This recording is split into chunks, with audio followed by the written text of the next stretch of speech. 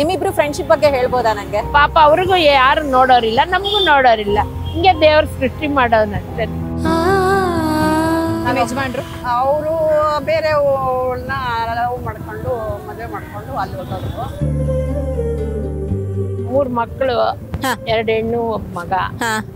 ಅವ್ರವ್ರ ಮನೇಲಿ ಅವ್ರವ್ರು ಇದ್ದಾರೆ. ನಾನು ಸಪ್ರೇಟ್ ಆಗಿದ್ದೀನಿ ಒಬ್ಳೆ.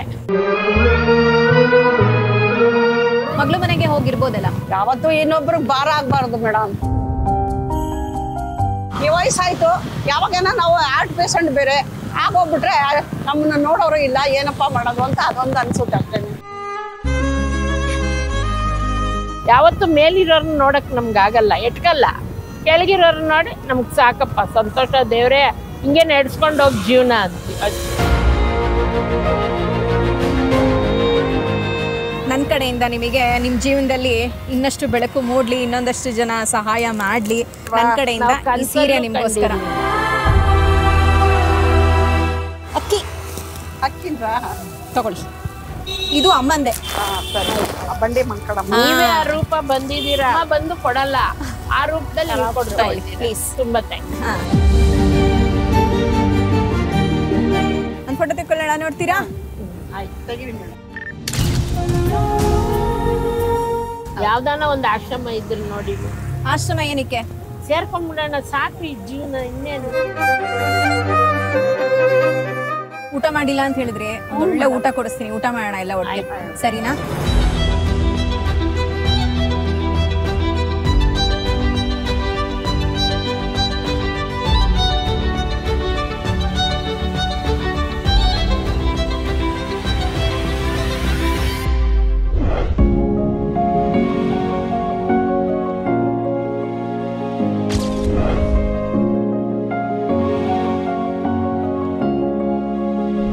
ವೀಕ್ಷಕರೇ, ಅಲ್ಲೊಬ್ರು ಬರ್ತಾ ಇದ್ದಾರೆ, ಇಬ್ರು ತುಂಬಾ ಏಜ್ಡ್.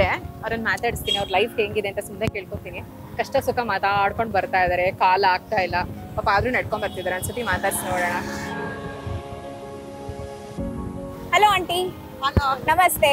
ನಮಸ್ತೆ. ನಿಮ್ಮ ಹೆಸರು? ನಮ್ಮ ಹೆಸರು ಮಾದೇವಮ್ಮ ಅಂತ. ನಿಮ್ಮ ಹೆಸರು? ಪುಷ್ಪಾವತಿ. ನಿಮ್ಗೆ ಕಾಲ ಆಗಲ್ಲ ಅನ್ಕೋತೀನಿ ಪಾಪ, ನಿಧಾನಕ್ಕೆ ನಡ್ಕೊಂಡ್ ಬರ್ತಿದ್ದೀರಾ. ಬನ್ನಿ ಅಲ್ಲಿ ಕೂತ್ಕೊಂಡು ಮಾತಾಡೋಣ. ನಿಮ್ಮ ಫ್ಯಾಮಿಲಿ ಬಗ್ಗೆ ಪರಿಚಯ ಮಾಡ್ಕೊಡ್ಬೋದಾ ನಮ್ಗೆ? ನಮ್ಮ ಫ್ಯಾಮಿಲಿ, ನಾನು ಮನೆಯಲ್ಲಿ ಇರೋದು ಒಬ್ಳೆ. ಮಗಳಿದ್ದಾಳೆ, ಮದುವೆ ಆಗಿದೆ, ಬೇರೆ ಕಡೆ ಇದ್ದಾಳೆ. ನಮ್ಮ ಯಜಮಾನ್ರು? ಅವರು ಬೇರೆ ಲವ್ ಮಾಡ್ಕೊಂಡು ಮದುವೆ ಮಾಡ್ಕೊಂಡು ಅಲ್ಲಿ ಹೋಗೋದು.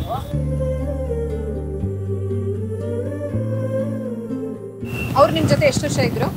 8 ವರ್ಷ ಇದ್ರು. ಅವಾಗ ಮಗುಗೆ ಎಷ್ಟು ವರ್ಷ? 3 ವರ್ಷ. ತುಂಬಾ ಕಷ್ಟ ಆಯ್ತು. ಆ ಥರ ಓಡೋಗಿ ಮನೆ ಸಾಮಾನೆಲ್ಲ ಎತ್ಕೊಂಡು ಓಡೋಗಿದ್ದರಿಂದ ಅವ್ರ ಮೇಲೆ ನನಗೆ ಬೇಜಾರಾಗುತ್ತೆ.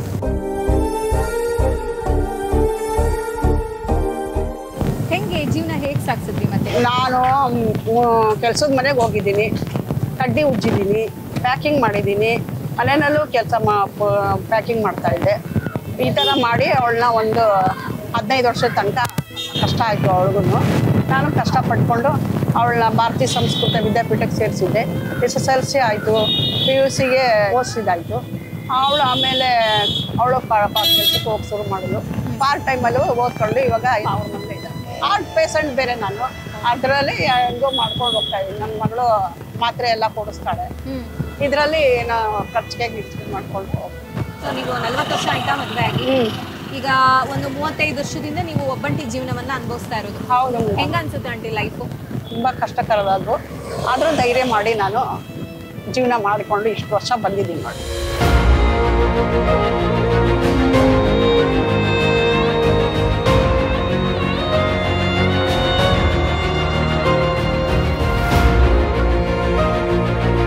ಮನೆ ಖರ್ಚಾಗಿರ್ಬೋದು, ಅದೆಲ್ಲ ಎಷ್ಟು ಖರ್ಚು ಬೀಳುತ್ತೆ ನಿಮಗೆ? ನಂಗೆ ಬರುತ್ತೆ 3,000 4,000 ಅಷ್ಟು ಖರ್ಚು ಬರುತ್ತೆ. ಅದು ಸ್ವಲ್ಪ ನನ್ನ ಮಗಳು ಸಹಾಯ ಮಾಡ್ತಾಳೆ ಅವಾಗ. ಮಗಳು ಮನೆಗೆ ಹೋಗಿರ್ಬೋದಲ್ಲ? ಯಾವತ್ತೂ ಇನ್ನೊಬ್ರಿಗೆ ಭಾರ ಆಗ್ಬಾರ್ದು ಮೇಡಮ್, ಅಲ್ವಾ? ನೀವೇ ಯೋಚನೆ ಮಾಡಿ, ನಮ್ಮ ಅಳಿಯನ್ ಮನೆ ಅದು ಹೆಂಗೆ ಹೋಗಿ ಇರೋಕ್ಕಾಗುತ್ತೆ?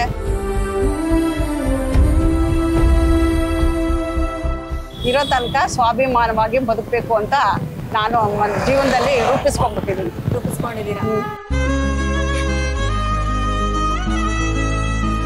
ಈ ವಯಸ್ಸಾಯ್ತು, ಯಾವಾಗೇನ ನಾವು ಹಾರ್ಟ್ ಪೇಷಂಟ್ ಬೇರೆ ಆಗೋಗ್ಬಿಟ್ರೆ ನಮ್ಮನ್ನ ನೋಡೋರು ಇಲ್ಲ, ಏನಪ್ಪ ಮಾಡೋದು ಅಂತ ಅದೊಂದು ಅನ್ಸುತ್ತೆ ಅಷ್ಟೇ.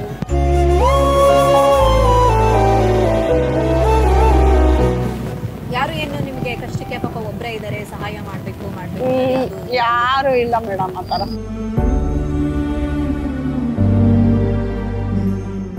ಹಲೋ ಆಂಟಿ, ನಮಸ್ಕಾರ. ನಮಸ್ತೆ ಮೇಡಮ್. ಹೇಗಿದ್ದೀರಾ? ಈಗಿದ್ದೀವಿ ನೋಡಿ ಮೇಡಮ್. ಹೇಗಿದೆ ಜೀವನ ನಿಮ್ದು? ಜೀವನ ಎಲ್ಲಿ, ನಮ್ಮ ಮನೆಯವರು ಲೆನ್ಸ್ ಪ್ರಾಬ್ಲಮ್ ನಿಂದ ಹೊಟ್ಟೋದ್ರು. ನಮ್ ಜೀವನ 3 ಮಕ್ಕಳು, 2 ಹೆಣ್ಣು 1 ಮಗ.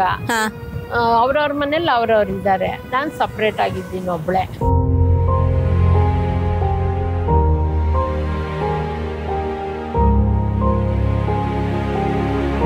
ಜೀವನ ತೊಂದ್ರೆನೆ, ಏನ್ ಮಾಡೋಣ, ಈಗ ನಡೆಸ್ತಾವನೆ ಭಗವಂತ.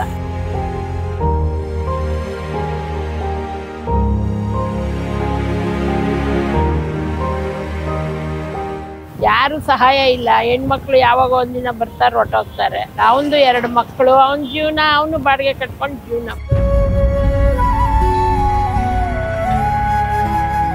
ನಾವು ಒಂದು ದೇವಸ್ಥಾನದಲ್ಲಿ ಕೆಲಸ ಮಾಡ್ಕೊಂಡಿದ್ವಿ, ಹೆಂಗೋ ಜೀವನ ನಡೆಯೋದು. ಈಗ ಸ್ವಲ್ಪ ತೊಂದರೆನೆ.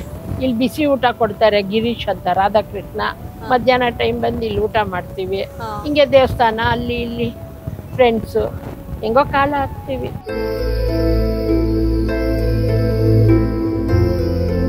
ದಿನಚರಿ ಹೇಗಿರುತ್ತೆ ಆಂಟಿ? ಏನ್ ಬೆಳಗ್ಗೆ ಎದ್ದೊಳ್ತೀವಿ, ಒಂಚೂರು ವಾಕ್ ಮಾಡ್ತೀವಿ, ಪ್ರಾರ್ಥನೆ ಮಾಡ್ತೀವಿ. ದೇವರೇ ನಮ್ದು ಹೆಂಗಪ್ಪ ನಡೆಸ್ತೀಯ ಜೀವನ ಅಂತ ದೇವರಲ್ಲಿ ಬೇಡ್ಕೊತೀವಿ ಅಷ್ಟೇ. ಎಲ್ಲದಕ್ಕೂ ದುಡ್ಡೇ ಮುಖ್ಯ.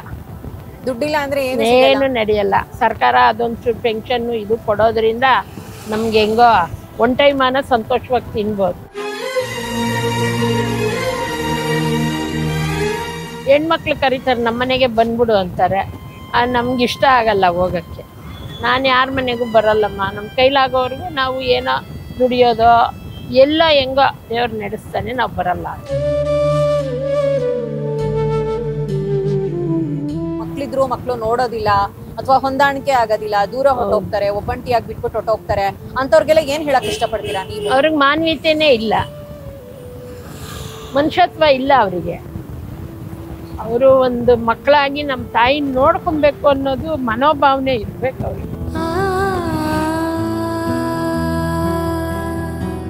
ನಿಮ್ಮಿಬ್ರು ಫ್ರೆಂಡ್ಶಿಪ್ ಬಗ್ಗೆ ಹೇಳ್ಬೋದಾ ನಂಗೆ? ನಾವು ಹಿಂಗೆ ಇವರು ನಾವು ದೇವಸ್ಥಾನದಲ್ಲಿ ಕೆಲಸ ಮಾಡ್ತಾ ಇದ್ವಿ. ಇವ್ರು ಬರೋರು ಹಿಂಗೆ ಸಣ್ಣ ಪುಟ್ಟ ಅವ್ರು ಹೂ ಕಟ್ಟೋದು ಅದು ಇದು ಮಾಡ್ಕೊಡೋರು. ಒಬ್ರಿಗೊಬ್ರು ಮಾತಾಡ್ಕೊಂಡು ಅವಾಗಿಂದ ನಾವು ಫ್ರೆಂಡ್ ಆಗಿ. ಎಷ್ಟು ವರ್ಷ ಆಯ್ತು? 16 ವರ್ಷ ಆಯ್ತು. ಹೇಗಿದೆ ನಿಮ್ಮ ಬಾಂಡಿಂಗ್, ಫ್ರೆಂಡ್ಶಿಪ್ ಬಾಂಡಿಂಗ್? ಚೆನ್ನಾಗೇ ಇದೆ. ಏನೋ ಅವ್ರಿಲ್ದೆ ಇದ್ ನಮ್ಗೆ ಕೊಡ್ತಾರೆ, ನಮ್ಗೆ ಇಲ್ಲದ ಅವ್ರು ಕೊಡ್ತಾರೆ. ಒಬ್ರಿಗೊಬ್ರು ಅಷ್ಟೇನೆ. ಪಾಪ ಅವ್ರಿಗೂ ಯಾರು ನೋಡೋರಿಲ್ಲ, ನಮಗೂ ನೋಡೋರಿಲ್ಲ. ಹಿಂಗೆ ದೇವ್ರ ಸೃಷ್ಟಿ ಮಾಡೋನು ಅಷ್ಟೇ.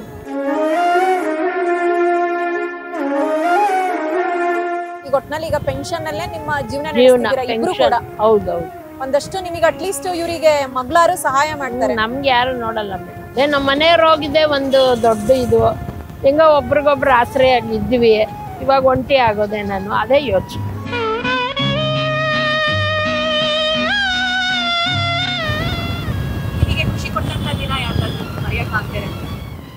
ಏನ್ ಖುಷಿ ಮೇಡಮ್, ಹುಟ್ಟದಾಗಿಂದ ಕಷ್ಟದಲ್ಲೇ ಬೆಳೆದಿದ್ದೀವಿ.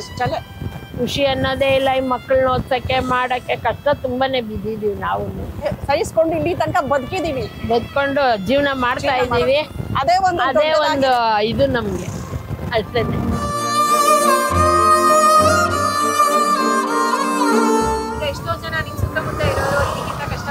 ಅದನ್ನ ನೋಡಿ ನಾವು ನಮ್ದು ಮೇಲಪ್ಪ ದೇವ್ರೆ ಅನ್ಕೊಳ್ತೀವಿ ಅಷ್ಟೇ. ಪಾಪ ರೋಡಲ್ಲಿ ಮಲಗ್ತಾರ, ಅವ್ರು ಮನೆ ಇರಲ್ಲ, ಮಳೆ ಬಂದ್ರೆ ಊಟ ಇರಲ್ಲ, ಎಷ್ಟು ನೋವು ತಿಂತಾರೆ. ನಮ್ದೇ ಎಷ್ಟೋ ಮೇಲಪ್ಪ ದೇವ್ರೆ ಅನ್ಕೊಳ್ಳೋದು ಅಷ್ಟೇ. ಯಾವತ್ತು ಮೇಲಿರೋರ್ನ ನೋಡಕ್ ನಮ್ಗಾಗಲ್ಲ, ಎಟ್ಕಲ್ಲ. ಕೆಳಗಿರೋರ್ನ ನೋಡಿ ನಮ್ಗೆ ಸಾಕಪ್ಪ, ಸಂತೋಷ ದೇವ್ರೆ, ಹಿಂಗೆ ನಡೆಸ್ಕೊಂಡು ಹೋಗಿ ಜೀವನ ಅಂತೀವಿ ಅಷ್ಟೇ.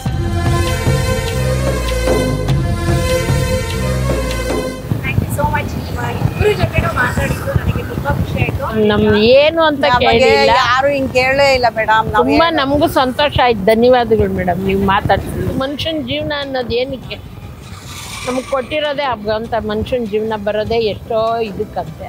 ಅದನ್ನ ನಾವು ಬಂದಿದ್ ಬರ್ಲಿ, ಭಗವಂತನ ದಯ ಇರ್ಲಿ ಅನ್ಕೊಂಡು ನಡೆಸ್ಕೊಂಡು ಹೋಗ್ತಾ ಇದ್ದಾನ ದೇವ್ರು ಅಷ್ಟೇ. ಒಂದೊಂದ್ಸಲ ನಾವು ಉಪವಾಸನೆ ಇರ್ತೀವಿ, ಯಾರಿಗೆ ಹೇಳೋಣ? ಒಂದು ಬನ್ನೋಗಿನ್ನೋ ತಿಂದು ಮಲಗ್ತೀವಿ. ಆಗುತ್ತೆ. ಇನ್ನ ಏನು ಇಲ್ಲ, ಇನ್ನ ಏನು ತಿಂದಿಲ್ಲ ನಾವು. ತಿಂದಿರೋದು ಅಷ್ಟೇನೆ. ನಾವು ಅಲ್ಲಿ ಲೈನ್ ನಿಂತ್ಕೊಂಡಿದ್ವಿ ಮೇಡಮ್. ಪೋಸ್ಟ್ ಆಫೀಸ್ ಅಲ್ಲಿ ತುಂಬಾ ಜನ ಇದ್ರು, ಅಲ್ಲಿ ಕ್ಯೂ ನಿಂತ್ಕೊಂಡು ತಗೊಂಡು ಬಂದ್ವಿ.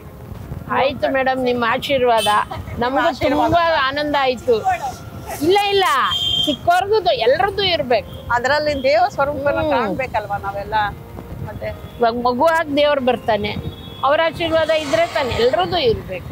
ಭಗವಂತ ಅನ್ನೋನೊಬ್ಬ ಇರ್ತಾನೆ, ಆದ್ರೂ ಅವನ್ ಬಂದ್ ಮಾಡಲ್ಲ, ಬೇರೆಯವ್ರ ರೂಪದಲ್ಲಿ ಮಾಡುತ್ತೆ. ಎಷ್ಟೇ ಕಷ್ಟ ಬರ್ಲಿ ದೇವ್ರು ಯಾರನ್ನು ಕೈ ಬಿಡಲ್ಲ. ಕೆಟ್ಟ ದಾರಿ ಹಿಡಿಬಾರ್ದು, ಒಳ್ಳೆ ರೀತಿಯಿಂದ ನಡ್ಕೊಂಡು ಹೋಗ್ಬೇಕು. ಒಂದ್ ಟೈಮ್ ಅಲ್ಲ ಒಂದ್ ಟೈಮ್ ಕೊಡ್ತಾನ ದೇವ್ರು.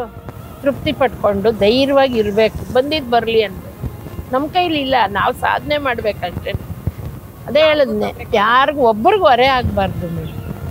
ನಮ್ಮ ಜೀವನ ನಮ್ದು ಇರೋ ತನಕ ಏನು ತಗೊಂಡೋಗಲ್ಲ, ಏನು ತರಲ್ಲ, ನಾವು ಎಲ್ಲ ಬಿಟ್ಟೋಗೋದೆ ಸಾಕು. ನಮ್ಗೆ ಇಷ್ಟು ಕೊಟ್ಟವನ ಇಷ್ಟಲ್ಲಿ ತೃಪ್ತಿ ಪಡ.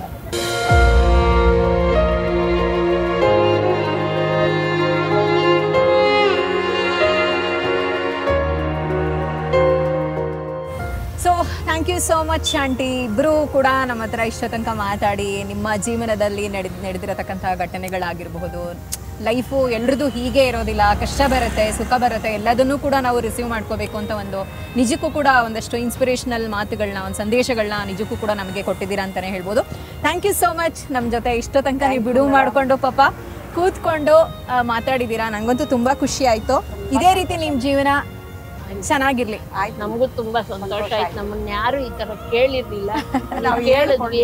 ಏನೋ ನಾವು ತೊಂದ್ರೆಲಿದ್ದೀವಿ, ಏನೋ ಒಳ್ಳೆ ದಾರಿ ತೋರಿಸಿ. ಆಯ್ತು, ಖಂಡಿತ. ನನ್ನ ಕಡೆಯಿಂದ ನಿಮಗೆ ನಿಮ್ಮ ಜೀವನದಲ್ಲಿ ಇನ್ನಷ್ಟು ಬೆಳಕು ಮೂಡಲಿ, ಇನ್ನೊಂದಷ್ಟು ಜನ ಸಹಾಯ ಮಾಡಲಿ. ನಮ್ಮ ಕೈಲಿ ಏನು ಸಾಧ್ಯ ಆಗುತ್ತೋ ಅದನ್ನು ಖಂಡಿತವಾಗ್ಲೂ ನಾವು ಕೂಡ ನಿಮಗೆ ಸಹಾಯ ಮಾಡ್ತೀವಿ. ಮನೇಲಿ ಕರೆಂಟ್ ಹೋಗುತ್ತಾ? ಹೋಗ್ತಾನೆ ಇರುತ್ತೆ ಮೇಡಮ್, ಹೋಗ್ತಾನೆ ಇರುತ್ತಾ? ಇದ್ದಾಗ ಭಯ ಆಗುತ್ತೆ. ಸೊ ಅದಕ್ಕೆ ಇದು ಬೆಸ್ಟ್ ಅನ್ಸುತ್ತೆ ಲೈಟು. Thank you madam. ಈ ಲೈಟು ನೀವು ನನ್ನ ಕಡೆಯಿಂದ ಹಂಗೆ ಬೆಳಕಾಗಿ. Thank you so much. ನನ್ನ ಕಡೆಯಿಂದ gift. Thank you madam. Aunty ನಿಮಗೂ ನನ್ನ ಕಡೆಯಿಂದ ಗಿಫ್ಟ್. ಮೇಡಮ್, ಬೆಳಕಾಗಿರ್ಲಿ, ನಿಮ್ ಜೀವನ ಬೆಳಕಾಗಿರ್ಲಿ. ನಾನು ತುಂಬಾ ಚಿಕ್ಕವಳು. ಇರ್ಲಿ, ಅಲ್ಲ ಎಲ್ಲರಿಗೂ ಬೇಕು, ಎಲ್ಲರಿಗೂ ಬೇಕಲ್ವಾ. ನನ್ನ ಕಡೆಯಿಂದ ಈ ಸೀರೆ ನಿಮ್ಗೋಸ್ಕರ ಇಟ್ಕೊಳ್ಳಿ.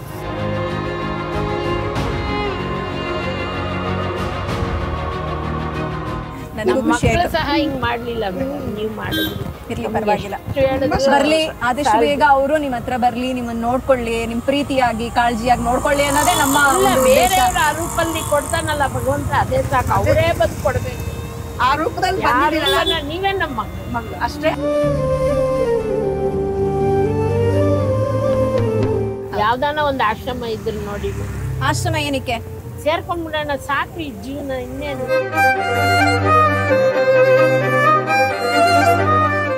ಒಂದೊಂದ್ಸಲ ಕೈ ನೋವು, ಕಾಲು ನೋವು, ಹೂವು ಕಟ್ತೀವಿ, ಸಾಕಾಗ್ಬಿಡುತ್ತೆ, ಬೇಜಾರಾಗ್ಬಿಡುತ್ತವ.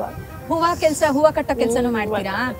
ಬೇಕಲ್ಲ, ಹಾಲು, ನೀರು, ಸಕ್ಕರೆ ಅನ್ನೋದು ಇದು ತಿಂಗಳಿಗೊಂದ್ಸಲ ಬರೋದು, ಅಲ್ಲಿ ತನಕ ಬೇಕಲ್ಲ. ಹೌದು, ನೀರು ಬಿಲ್ ಕಟ್ಟಬೇಕು, ಬಾಡಿಗೆ ಕಟ್ಟಬೇಕು. ಅದಕ್ಕೆ ಆಶ್ರಮದಲ್ಲಿ ಯಾವ ತೊಂದರೆ ಇರಲ್ಲ.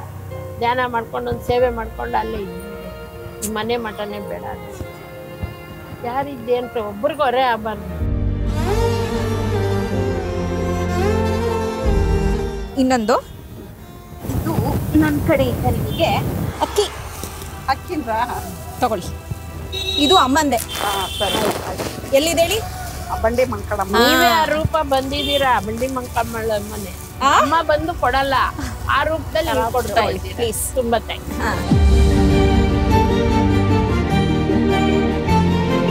ತುಂಬಾ ಸಂತೋಷ ಆಯ್ತು ಮೇಡಮ್.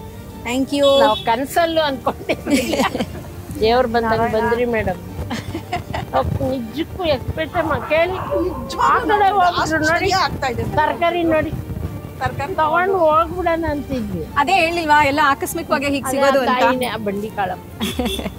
ಒಂದು ಫೋಟೋ ತೆಕ್ಕೊಳ್ಳೋಣ, ನೋಡ್ತೀರಾ? ಆಯ್ತು, ತೆಗೀರಿ ಮೇಡಮ್. ಊಟ ಮಾಡಿಲ್ಲ ಅಂತ ಹೇಳಿದ್ರೆ ಒಳ್ಳೆ ಊಟ ಕೊಡಿಸ್ತೀನಿ, ಊಟ ಮಾಡೋಣ ಎಲ್ಲ ಒಟ್ಟಿಗೆ, ಸರಿನಾ? ಖುಷಿ ಆಯ್ತು ಪಾಪ. Thank you madam. ಹಿಂಗೆ ನಿಮ್ಮಂತವ್ರು ನಮ್ಗೆ 10 ಜನ ಸಿಕ್ಕಿದ್ರೆ ನಮ್ ಜೀವನ ಆಗ್ಲಿ. ಬನ್ನಿ ಊಟ ಮಾಡೋಣ ಅಂತ.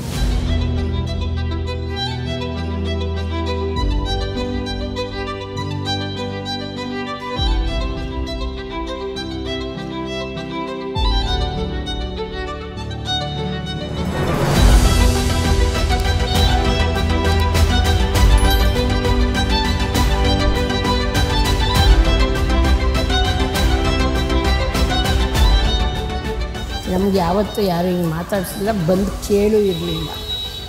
ಏನೋ ಊಟ ಬಟ್ಟೆ ದುಡ್ಡು ಎಲ್ಲ ಕೊಟ್ಟೋದು.